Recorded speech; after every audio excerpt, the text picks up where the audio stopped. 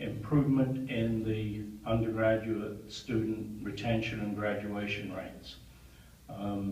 One of the concerns that WASC had for some years ago when I first came was we had a 6-year graduation rate of 39%. We're not where we need to be, but we just published our latest rate of 49%. A 10% improvement in that rate is therefore based on the 2009 entering class, I believe. If we've gone from 39 to 49, then the chances are, in a steady state look, we're probably running closer to an end of about 59% based on current processes. With the peer mentoring program and a lot of other changes that the colleges have made themselves, with improvements in academic advising and others, I think we've made some very significant gains in student retention. That's a very important measure, not only of quality, but it's an important measure that impacts very firmly on our budget. Another important goal has been to try to move forward our admissions process. In admissions, it's important not only that we get the numbers that we want, but that we begin to work on the quality, and key to working on the quality is to move forward the entry process with the students. I was somewhat dismayed when I came to realize that barely more than half the class is in by May 1. For most good universities, private universities, we look to have the bulk of the class in by May 1, other than a few stragglers. We were still bringing in almost half of our class over summer. When you're bringing in half your class over summer, you're not exactly working with the best pool of applicants. Gradually, over time, we've worked that around, and last year we had 70% of our class in by May 1. That begins to move us earlier in the process. So this fall, we really took a chance. We pushed everything we could. We changed the recruitment cycle. We changed our communication cycle.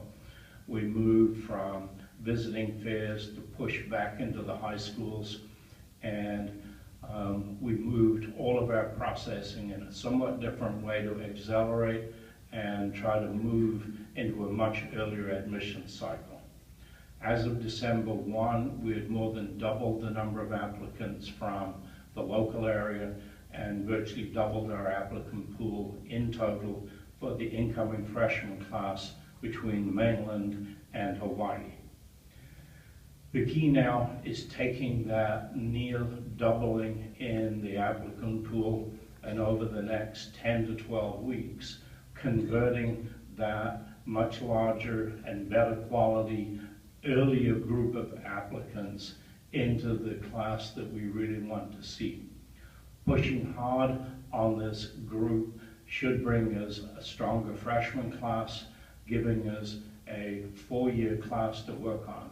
If we can do that and also keep up the improvements in the retention rate, there really lies our long-term future.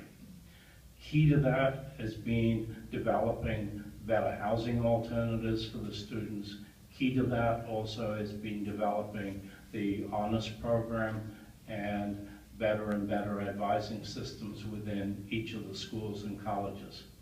As Matthew walks you through the WASC review, it will also show you a lot of other changes that you have made within the schools and colleges and within a lot of the administrative units that are underpinning some of those quality gains that we've been able to make.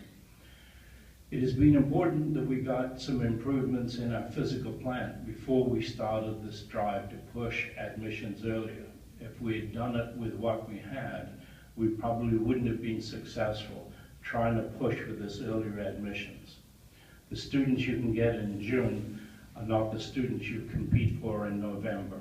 We had to have a stronger base to recruit with before we made this push for the earlier admissions move.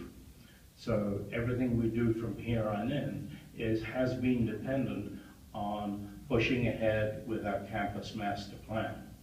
This facility is just beginning to reach some of its strength. It has a long way to go yet. It is far from complete. Until we can bring the whole campus together in this downtown area and make it more compact. Moving the business school closer is a beginning. Bringing the whole campus together is going to be central to that, and developing the rest of our facilities. We're probably 10 years away from having all of that complete. So there's still plenty of work to do. I will be trying to assure my successor that if he wants or she wants to say that we didn't get the job finished, I would encourage them to feel free to say so. In 5 years, I think we came a long way, and we still have a lot to do in the next few months. For me, it's something like 5 months, 7 days, 14 hours. Who's counting? We won't get it all done in that time period, because no university ever finishes the drive to make itself as good as it can be. But the challenge will be, I think, and remains to be the great private university that Hawaii deserves and requires. I spoke to the governor in this room a few months ago and was saying to him, the next state in population size to us is actually the state of Maine. The state of Maine has about 100,000 people less than the state of Hawaii. It, however, has 12 private universities. We effectively have 2, and a branch campus of a large private university from Utah. There is room for more private universities in the state. It's important that we don't just try to grow and grab every student that's possible so that we become too large and lose our focus on quality.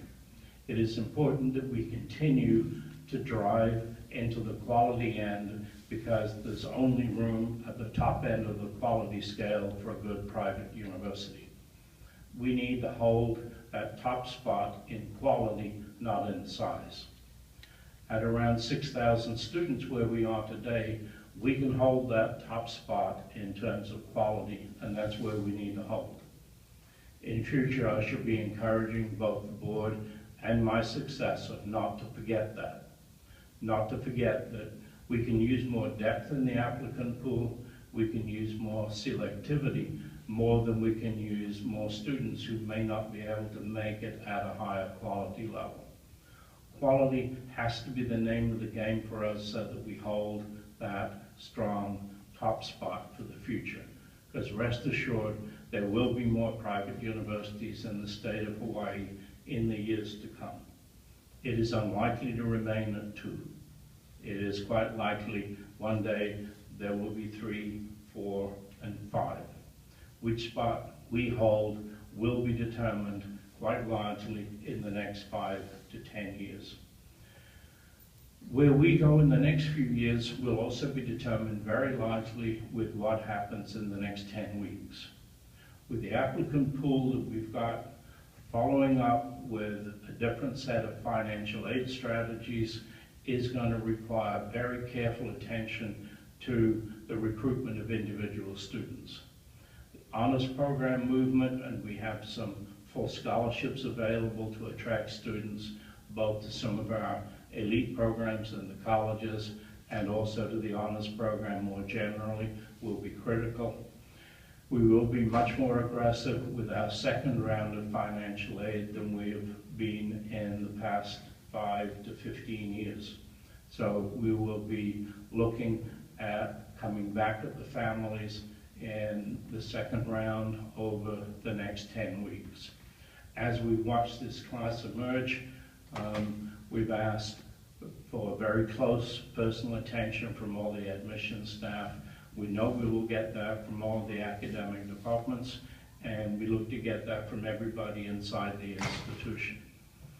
At this time of the year, everybody is on the recruitment staff, in my view, whether it's somebody who's drilling holes in the new pathway out front, who has to watch to see what events are taking place in here, Incidentally, the path that's being drilled out front, in case you're wondering, is because some guys with big jackhammers saw a piece of ground that hadn't been drilled.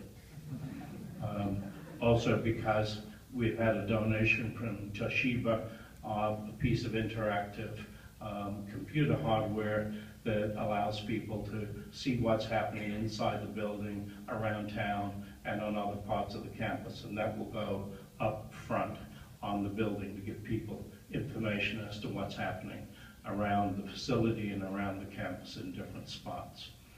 The next few weeks will be very critical. We ask you to be as positive as you can about the future of the institution. We know there's uncertainty at this point in time. There's a change in leadership in the President's office and others. I, for one, am very confident that we'll find good leadership and we'll keep up what we're doing. I've watched leadership changes in universities before. I'm not a great believer in the Messiah model, that it depends who's in the President's office. I believe it's who's in the classroom, who's supporting people, who's at the interface, the direct interface with students. And the most important thing that really determines enrollments is the face that we bring to bear with students in the classroom. When we carry a positive face and a positive attitude to students in the classroom, enrollments go up. When we carry a less positive face, enrollments go down. The next 10 weeks will be critical for us. This is the time to pull together, not to worry too much about transitions. Let's just get on with the job that we have in front of us, pull together as we do so well when we're challenged. And I think we will have a very successful semester and a good fall coming up.